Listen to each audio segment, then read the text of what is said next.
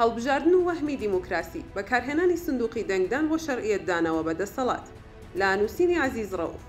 هەڵبژاردن زۆر جار وا دەردەکەوێت کە پرۆسەیەکی دیموکراسی و دەسەڵات بۆ گەل دەگەڕێتەوە، بەڵام لە زۆرێک لە وڵاتانی ڕۆژهەڵاتی ناوەڕاستدا هەڵبژاردن تەنها وەک ڕێوڕسمێک دەردەکەوێت، نەک ئامرازێک بۆ گۆڕانکاری سیاسی. بۆیە دەکرێت بڵێن هەڵبژاردن لەمڕۆدا کردەیەک نییە بۆ گۆڕینی دەسەڵات، هێندەی بەخشینی شەرعیەتدانە بە دەسەڵاتی گەندەڵ و خێزانە سیاسیەکان. ئەمەش جۆرێک لە ڕوخساری سیستەمکاری مۆدێرن نیشان دەدات.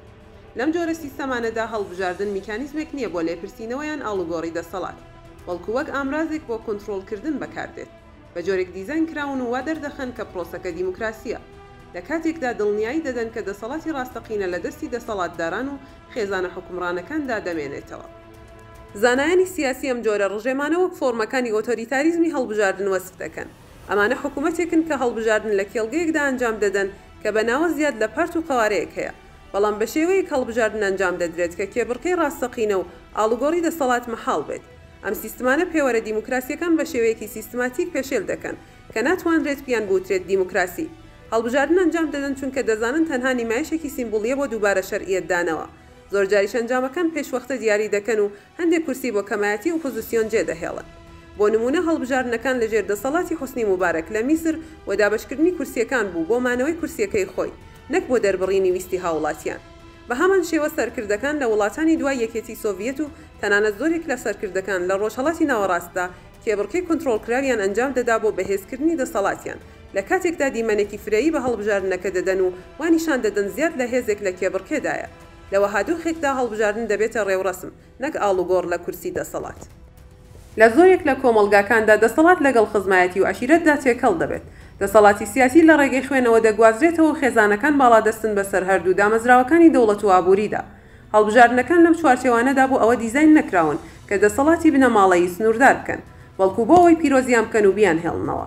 بۆ نمونە ڕژێمی باسی سووریا هەڵبژاردنیشی ئەنجام دەدا و تێکەڵەیەکی میراتی بیۆکراتیک دەبینرا کە دڵسۆزی بۆ بنەماڵەی ئەسەد و دەستەبەرکردنی ئیمتیازاتی لێ دەکەوتەوە. هەمان شێواز لە شوێنەکانی تردا دیارە. دەسەڵاتی خێزانی داپۆشرا و بە عەبای هەڵبژاردن دەبینرێت. لەم کێڵگەیەدا دەنگدان لە مافێکی تاکە کەسیەوە دەگۆڕێت بۆ خزمەت بە خێزانە سیاسیەکان. کڕینەوەی دەنگەم دینامیکیەتە قوڵتر دەکاتەوە. دەنگەکان لە بەرامبەر خزمەتگوزاری و کار و موچە یان پاداشتی مادی دەگۆڕدرێنەوە، نەک بەڵێنی سیاست. ئەم جۆرە کردارانە هەڵبژاردنەکان دەگۆڕن بۆ یاری دابەشکردن کە تێیدا دڵسۆزی جێگەی فەزیلەتی مەدەنی دەگرێتەوە. هاوڵاتی وەک تاکێکی سەربەخۆ بەشداری هەڵبژاردنەکان ناکەن، بەڵکو وەک سوودمەند لەناو تۆڕێک بۆ پڕکردنەوەی خزمەتگوزاریەکان بەشداری دەکەن. خێزانیان عەشیرەت وەک نێوانگیرێک لە نێوان هاوڵاتی و دەوڵەتدا کار دەکات. پرۆسەی دیموکراسی دەگۆڕێت بۆ درێژکراوەی دەسەڵاتی خێزانی. لەم دۆخەدا سندوقی دەنگدان دەبێتە هێمای وابەستەیی نەک ئازادی. هەڵبژاردنەکان لە ئاڵوگۆڕکردنی دەسەڵاتدا شکست دەهێنن، هەر بۆیە ڕژێمە تۆتالیتەرەکان پێداگری لەسەر ئەنجامدانی دەکەن. وەڵامەکەی لە سوودە سیمبولی استراتیژیەکەیاندا شاراوەیە، هەر بۆیە بەشداریکردنی زۆری دەنگدەران وەک بەڵگەی شەرعیەتدانەوە بە دەسەڵات و ڕازیبوون بە سیستەمەکە دەبینرێت. وەک لەم سیستەمانەدا بەشداریکردن خۆی دەبێتە نیشاندانی دڵسۆزی بۆ سیستم. خەڵک دەنگ دەدەن نەک لەبەر ئەوەی پێیان وایە هەڵبژاردنەکانیان گرنگە، بەڵکو لەبەرەوەی دەنگ نەدان لەوانەیە گومانیان سزای بەدواوە بێت و ئەو وەهمە لای ئۆپۆزیسیۆن دروست بکات کە ئەگەر دەنگ بدرایە دۆخەکە دەگۆڕا.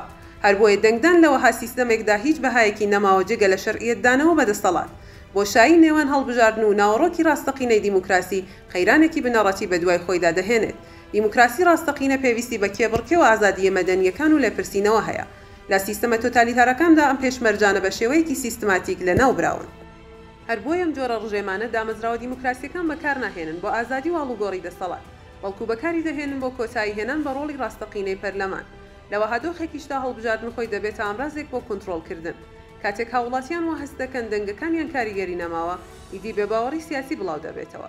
دەکرێت بڵێن لەم جۆرە کێڵگە سیاسیەدا هەڵبژاردنەکان وەک ڕاهێنان بۆ ڕێوڕسمێک کە لەلایەن دەسەڵاتدارانەوە دروستکراون دەبیندرێن. ئەمەش دەبێتە هۆی بێزاری و لە دەستدانی متمانە. فەرید زەکەریا ئەم دیاردەیە بە دیموکراسی نالیبەراڵ ناو دەبات، سیستەمێکی سیاسی کە لاسایی ڕێکارە دیموکراسیەکان دەکاتەوە لە کاتێکدا ئازادیەکان سەرکوت دەکات. وشەی دیموکراسی دەمێنێتەوە، بەڵام ڕۆحەکەی نامێنێت. ئەزمموی چەندین وڵات ئەم ئارگومنتە بەهێزتر دەکات. لە میسر لەژێر دەسەڵاتی موبارەک و دواتر سیسی هەڵبژاردنەکان وەک ئامرازی پاراستنی ڕژێم کار دەکەن. سەرکەوتنەکانی پارتی دەسەڵاتدار زیاتر لە 90% بوو، کەسایەتی و پارتی ئۆپۆزیسیۆن بێدەنگ کران و میدیا کۆنتڕۆڵ کرا. هەڵبژاردنەکانی عێراق دوای 2003 بەڵێنی فرەیی بە هاوڵاتیان دەدرا، بەڵام دواتر گۆڕا بۆ دابەشکردنی دەسەڵاتی تایفی و خێزانی کە ئەنجامەکەیەوە بوو کە فەنار حەداد بە سیستەمێکی سیاسی تێکەڵ ناوی دەبات کە لەسەر بنەمای ڕێکەوتنی دەسەڵاتدارەکان پارێزراوە، نەک ویستی هاوڵاتیان. لە وڵاتانی کەندا و هەڵبژاردن سنووردارە و لەگەڵ خواستی دەسەڵاتی بۆ ماوەی شێخەکان هاوتەری بن. دەسەڵاتی ڕەهای شێخەکانی کەندا و هەڵبژاردن بۆ پیشاندانی مۆدێرن بوون بەکاردەهێنن، لە کاتێکدا دەسەڵاتی بنەماڵەیی تا قیامەت پارێزراوە. لە سەرجەم حاڵەتانەدا هەڵبژاردنەکان دەسەڵاتی خێزان نەک لەق ناکەن، بەڵکو پیرۆزیشی دەکەن. لە دنیای ئێستاماندا کێشەکە لەوە قوڵترە. چەمکی دیموکراسی گۆڕاوە بۆ هەڵبژاردن، ئەمەش وەک نیشانەی کۆتایی دیموکراسی و پشتگوێخستنی و مەرجانەی کەوایان لێ دەکەن واتادار بن. مۆدێلی هەڵبژاردننی ڕۆژاوە گۆزرایەوە بە کۆمەڵگاکان کە لەسەر بنەمای خێڵ دروست بوون، کە بووە هۆی دروستبوونی سیستەمی تێکەڵ کە دامەزراوە مۆدێرنەکان و عەقڵی پێش مۆدێرنادا پێکەوە دەژین. ئەنجامەکەی سیستەمێکی سیاسیە کە هێماکانی دیموکراسی قەرز دەکات، لە کاتێکدا ناوەڕۆکی ئۆتۆکراسی دەپارێزێت. دەرەنجامەکانی ئەم ڕووکەشە زۆر فراوانن. کاتێک هەڵبژاردنەکان لە ئاڵوگۆڕکردنی دەسەڵات شکستیان هێنا، هاوڵاتیان باوەڕیان بە چاکسازی نامێنێت و پەنادەبەنە بەر گومانیان ڕادیکالیزم. دامەزراوەکان سست دەبن. پەرلەمان دەبێتە ئامێری ماکیاژکردن و یاسا خزمەت بە دەسەڵاتداران دەکات، نە خزمەتکردن بەگەر. لەسەر ئاستی نێودەوڵەتی بەردەوامبوونی ئەم ڕژێمانە بە هاوکاری هێزی دەرەکی پاڵپشتی دەکرێت. زلهێزەکان بەردەوامن لە پاڵپشتیکردنی دیموکراسی ساختە و بەرژەوەندی استراتیژی ئابووریان ئەمنی، ئەمەش سوڕی سەقامگیری دیکتاتۆریەت و ستەمکاری بەهێزتر دەکاتەوە. دوجار هەڵبژاردنەکان کە دوورن لە کێبڵکەی ڕاستەقینە دەبنە شانۆیەک بۆ فێڵ و ساختەکاری، وەهمی گۆڕانکاری دەردەخەن، لە کاتێکدا نایەکسانی و گەندەڵی دەشارێتەوە. لە زۆربەی وڵاتانی ڕۆژهەڵاتی ناوەڕاست و ناوچەکانی دیکەی هاوشێوەدا هەڵبژاردنەکان چیتر ئامرازی دیموکراسی نین، بەڵکو بوونەتە قەڵغانێک بۆ دەسەڵاتی بنەماڵەیی. هەڵبژاردن شەرعیەتی شێوە دەبەخشنە خێزانە گەندەڵە دەسەڵاتدارەکان بەبێ هیچ گۆڕانکاریەکی ڕیشەی. تا هەڵبژاردن و دیموکراسی تەنها بۆ ناوبێت، دەسەڵاتی ستەمکاری بەردەوام دەبێت و سندوقی دەنگدان بۆ پیرۆزکردنی دەسەڵاتیان بەکاردەهێنن.